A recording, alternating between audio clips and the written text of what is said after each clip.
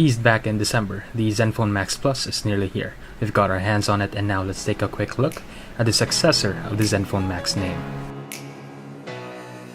Inside are your power adapter, micro USB cable, earphones, SIM tray pin, a clear case, and documentation. ZenFone Max Plus hops on the 18:9 bandwagon with a 5.7-inch 2160 by 1080 display. Inside is a MediaTek 6750T paired with 4 GB of RAM and 32 GB of internal storage. At the top is an 8-megapixel front-facing camera with screen flash, while the micro USB connection at the bottom charges the 4130 mAh battery. Power button and the volume rocker are located at the right-hand side, while the triple SIM tray can be ejected on the other side. At the back are a 16-megapixel f2.0 camera and an 8-megapixel f2.4 wide-angle camera, supported by autofocus and an LED flash. That's about it for our very quick unboxing and overview of the ASUS ZenFone Max Plus.